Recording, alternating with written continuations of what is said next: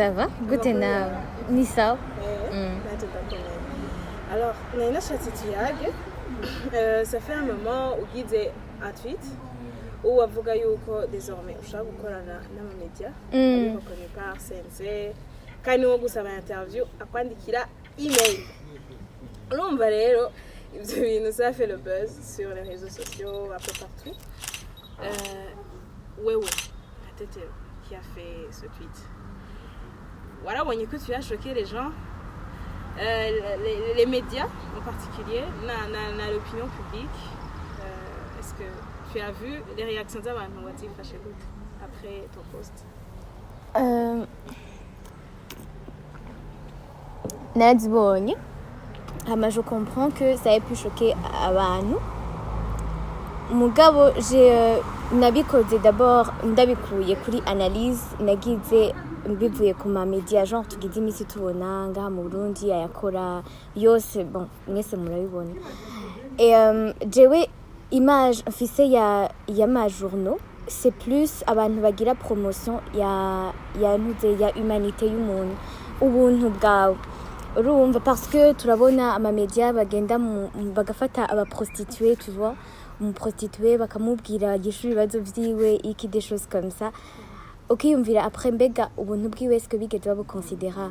hama c'est plus pour aussi professionnaliser ikintu kuko urabona hariho nk'ahantu bagira ama media amwe amusanga yagize ama highlights kwimvira nk'ubundi akwitwariye ngomba kukwitwarira wayanditse ko nabi no kwitwarira he d'où j'ai pris la décision en fait yo gukorana nawe yari enregistré parce que abo oye tuzokorana d'abord banyandikiye email je vais garder ça ndavyarshiva ahantu nkavuga ati abatwarakoranye byagenze uku hama aussi ndavuga ati nk'ubu tugize ikibazo ndamenya uwundi muntu nitura atari wewe urabibona et c'était ça. Uvuze yuko ushaka gukorana n'ibinyamakuru bizwi byemewe vyanditswe ubushatse. Bon, c'est plus kugira ngo ibintu byacu bibe professionnel. Moi-même j'ai ma carte d'artiste. Umuntu wese akwiye kugira sa carte imugenga peu importe la bivanye na profession akora surtout quand uri muri muzenya medium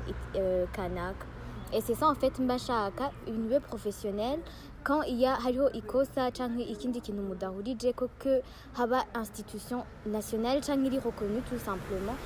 iduhuza turi babiri hama tugarégla nos conflits c'est tout. Donc no kuvuga yuko un medium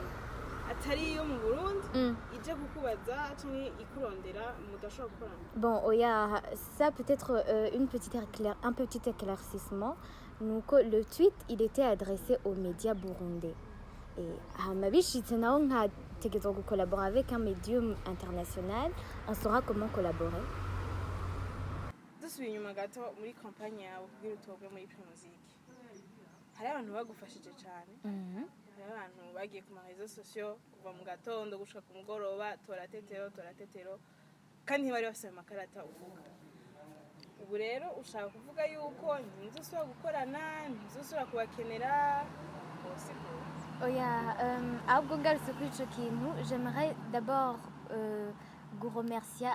ayo ma media yose yamfashije parce que narayabona narayasuiva hama aussi ndababwiye ko c'était pas kugira ngo bumve umengo ndabanse canke sinase ko dukorana no mugabo c'est plus kugira ngo ibintu vyacu bibe dirige muri direction iri professionnelle urumva parce que nzoguma ndabaha ibintu kandi nzoguma nkeneye kuba promoting gusa kuma media ashaka kugira ko tugira contact direct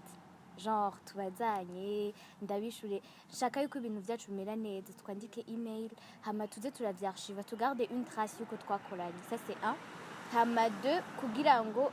ntuzenya sur yuko information jewe natanze arizo zatanzwe hama bitagenze uko naho cemenya aho nitura c'est juste ça sinon ahubwo merci kandi mubandanye munshigikira. Haciye amezi abiri utsindiye Primusic Le Monde ya Entertainment uyinjiyemo wasanze imeze gute bon par définition d'abord entertainment ni divertissement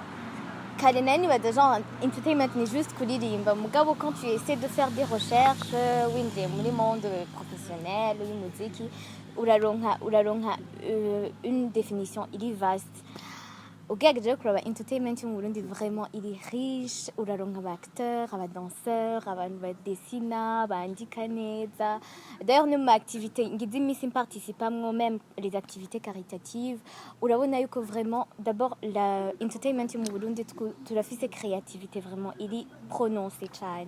et donc birangyohera parce que ça t'inspire mugo ukabona yuko nawe we genre abandi bantu ba artistes bagenzawe vous allez faire quelque chose de grand. C'est ça. Ubwo turavuga ibikorwa byawe muri entertainment baremeye ko vuba cyane ugiye kuduha indirimbo ivuga iki Tetero agiye kutuyagira ibiki? Bon, généralement parlant mu ndirimbo zose nzosohora namashira imbere umuntu ico ibyo abamwo ibimugize ibintu ashoboye gukora force yiwe kandi nivyo rero nzovuga urukundo juste je parle de la vie la beauté de la vie comme ça